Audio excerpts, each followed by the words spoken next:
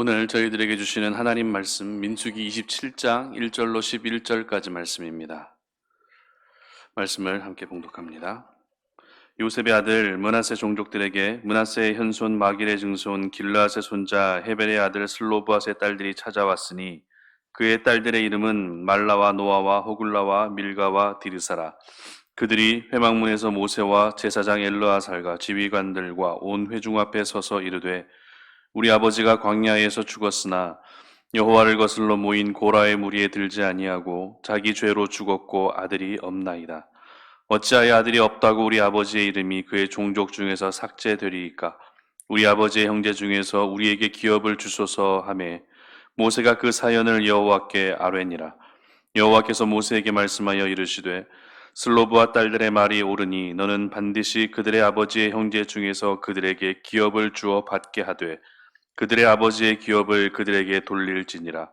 너는 이스라엘 자손에게 말하여 이르기를 사람이 죽고 아들이 없으면 그의 기업을 그의 딸에게 돌릴 것이요 딸도 없으면 그의 기업을 그의 형제에게 줄 것이요 형제도 없으면 그의 기업을 그의 아버지의 형제에게 줄 것이요 그의 아버지의 형제도 없으면 그의 기업을 가장 가까운 친족에게 주어 받게 할지니라 하고 나 여호와가 너 모세에게 명령한 대로 이스라엘 자손에게 판결의 규례가 되게 할지니라. 아멘. 소외된 자에게도 은혜는 임한다라는 제목으로 말씀 전합니다. 실존주의 문학의 선구자로 알려져 있는 프란츠 카프카가 쓴 변신이라고 하는 소설이 있습니다. 이 소설의 시작은 이렇습니다. 가족을 위해 평생을 헌신하며 힘겨운 생활을 반복하는 이 출장 영업사원 그레고르라고 하는 주인공이 어느 날 아침에 자신의 모습이 흉측한 벌레로 변해 있음을 발견하고 깜짝 놀라게 됩니다. 이렇게 하루아침에 벌레로 변신한 그레고르는 경제적 능력도 상실하게 되고 누구보다도 가족을 위해 헌신했지만 이 벌레로 변한 자신의 모습 때문에 점점 가족들에게 냉대를 받고 혐오스러운 대상이 되어버린다는 그런 이야기입니다. 저자는 이 소설을 통해서 자신이 속한 가족과 사회에서도 존재감 없이 살아가고 있는 현대인의 소외된 모습을 보여주고 있습니다. 오늘날 이와 같은 소외감을 느끼는 현대인들이 점점 많아지고 있는 것 같습니다. 혼자 살아가는 것이 새로운 표준이 되어버리기는 했지만 혼자 살아감으로 인해 생기게 되는 부작용이 무엇입니까? 바로 이와 같은 소외감을 느끼는 사람들이 점점 많아지고 있다는 것입니다. 그런데 오늘 우리 주변을 돌아보게 되면 불가피한 상황으로 인해 소외된 삶을 살고 있는 이웃들이 있다는 것입니다. 가족과 헤어지거나 아니면 가족을 먼저 떠나보내게 되면서 혼자 살고 있는 경우가 있다는 것이죠. 그리고 우리는 영적으로도 소외감을 느끼게 되는 일들이 있는데요. 신앙생활은 하고 있지만 자신의 상황이나 배경으로 인해 다른 지체들과 연합을 이루지 못하게 되면 그 사람에게는 영적인 소외감이 찾아오게 됩니다. 그리고 다른 지체들은 각자가 가지고 있는 달란트대로, 은사대로 열심히 봉사의 자리에서 봉사하고 헌신하고 있지만 나는 할 수 있는 게 아무것도 없다라는 그런 생각을 가지고 이와 같은 영적인 소외감을 경험하며 사는 분들이 분명히 있다는 것입니다. 이처럼 저희들은 자의에 의한 것이든 아니면 타의에 의한 것이든 아니면 특수한 상황으로 인한 것이든 여러 가지 이유들로 인해 오늘도 소외감을 느끼며 살아가는 일들이 참 많이 있는 것 같습니다. 그러나 저희들이 오늘 이 아침에 기억해야 할 것은 세상 속에서는 비록 우리가 소외를 받으며 살아가는 삶이라 할지라도 우리 하나님만큼은 결코 저희들을 소외시키지 않으신다라는 것입니다. 소외된 자들에게도 하나님께서 허락하시는 특별한 은혜가 분명히 있다는 것을 오늘 이 아침에 여러분 모두 기억할 수 있기를 바랍니다. 오늘 본문에서 공동체에 속하여 있지만 그러나 그 공동체 안에서 소외되어 살아가고 있는 사람들이 등장합니다.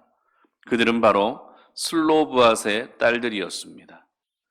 지파로 보게 되면 므낫세 지파의 사람들이었기 때문에 그들도 분명 하나님께 선택받은 백성들임에 틀림없습니다.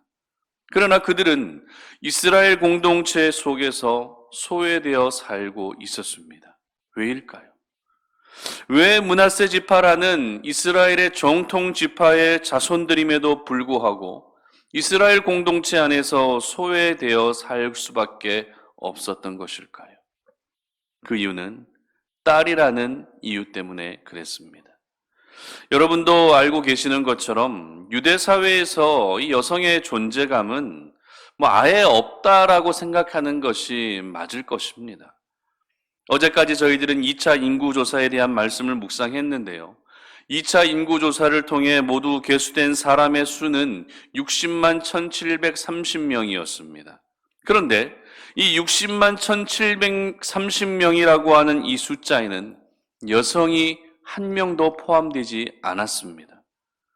20세 이상의 그런 남자 장정으로서 나가서 싸울 수 있는 사람들의 숫자가 60만 1730명이었던 것이죠. 이것을 보게 되면 유대 사회에서 여성은 숫자에도 포함되지 않는 존재라는 것을 저희들은 알게 됩니다. 그리고 2차 인구조사를 통해서 계수된 수대로 그리고 지파의 조상의 이름을 따라서 땅을 나누어 주게 되는데요. 문제는 슬로브앗에게는 아들이 없었다라는 것입니다. 가나안 땅 분배의 기준은 남자를 중심으로 이루어졌기 때문에 딸밖에 없었던 슬로브앗의 가족은 그 어떤 땅도 기업으로 받을 수 없었던 것이죠.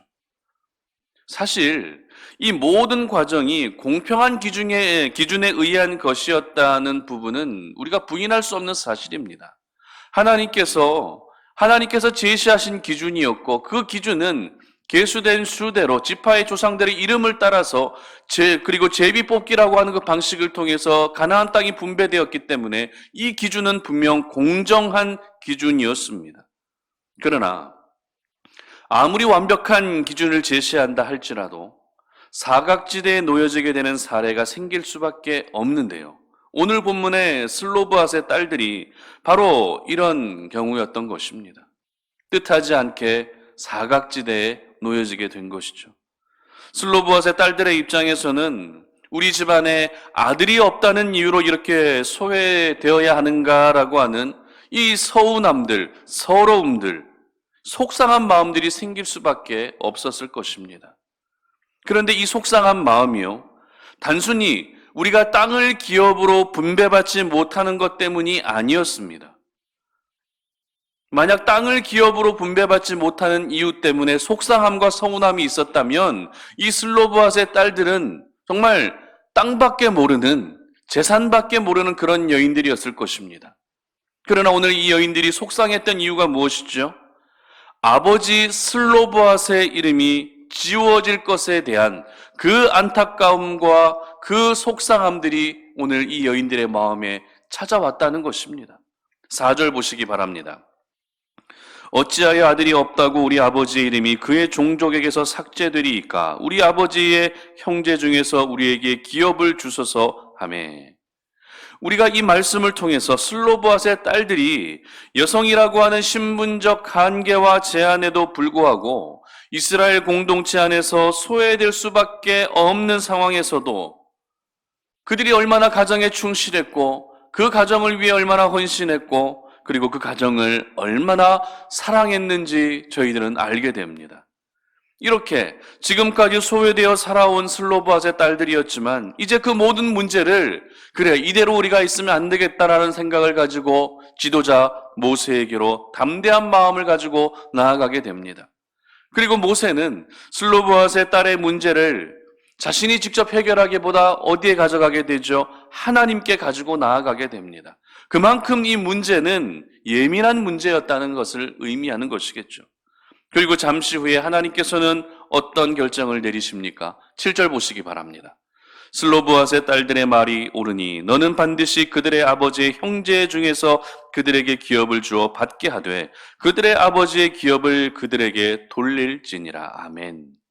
지금까지 공동체 안에서 아들이 없다는 이유로 모든 일에 배제되었고 소외되어 살아온 슬로브앗의 딸들이었지만 그러나 그들에게 하나님의 은혜가 임하게 된 것입니다. 사람들은 슬로브앗의 딸들이 가지고 온 문제를 말도 안 되는 문제로 여겼을 수 있습니다. 어떻게 유대 공동체 안에서 딸들이 땅을 달라는 그런 어처구니 없는 이야기를 한다라고 그들을 멸시했을 수도 있습니다.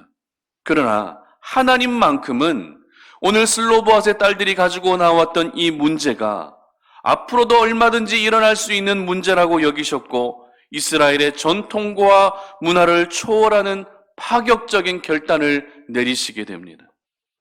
그리고 더 놀라운 것은 슬로브앗의 딸들이 제기했던 이 문제가 이제 이스라엘 공동체 안에서 앞으로도 계속 일어날 수 있는 문제로 판단되었기 때문에 민수기 36장에서는 여성 상속자에 대한 새로운 법이 제정되게 됩니다.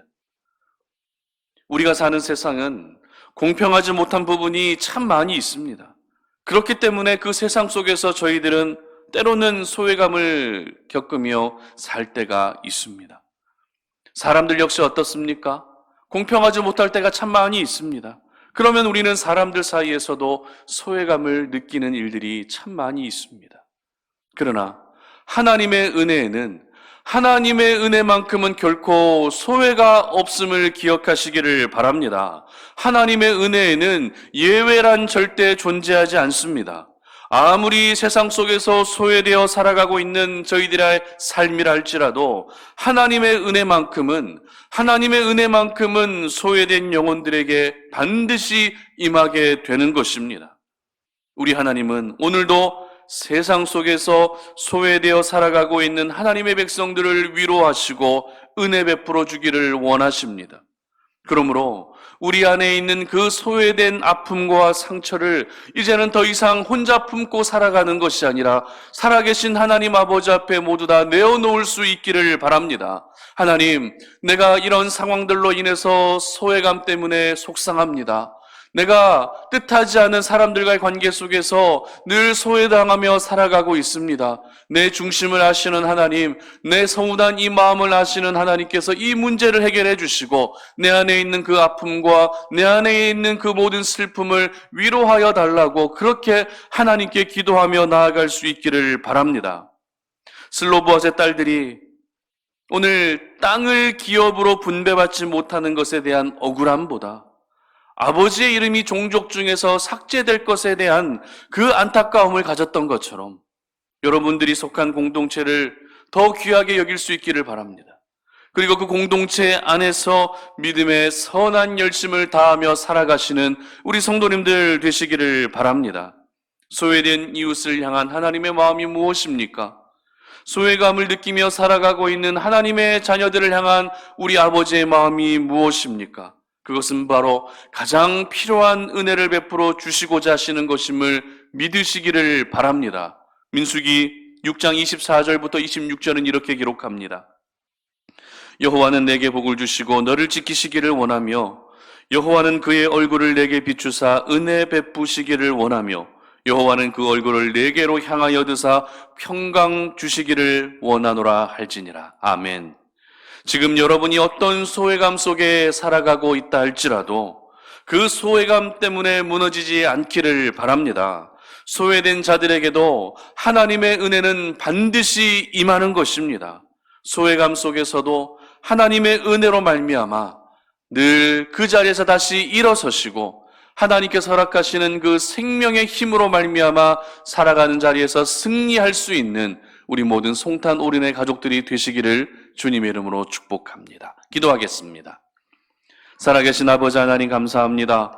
오늘 이 아침에 우리가 주의 말씀을 묵상하며 그 말씀 붙들고 이 귀한 하루를 시작합니다. 저희들은 살아가면서 뜻하지 않게 소외감 속에 놓여질 때가 얼마나 많은지 모릅니다. 내가 속한 일터 안에서 사람들과의 관계 속에서 심지어는 믿음 생활을 하고 있는 교회 공동체 안에서도 소외감을 느낄 때가 얼마나 많은지 모릅니다.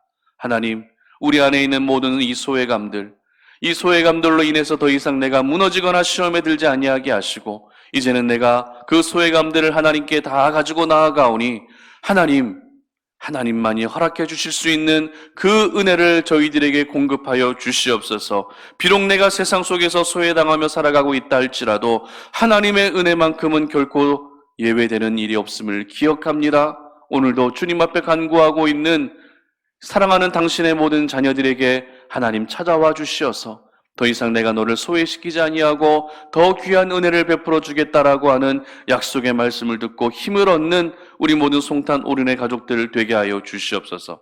감사드리며 예수님의 이름으로 기도드립니다. 아멘.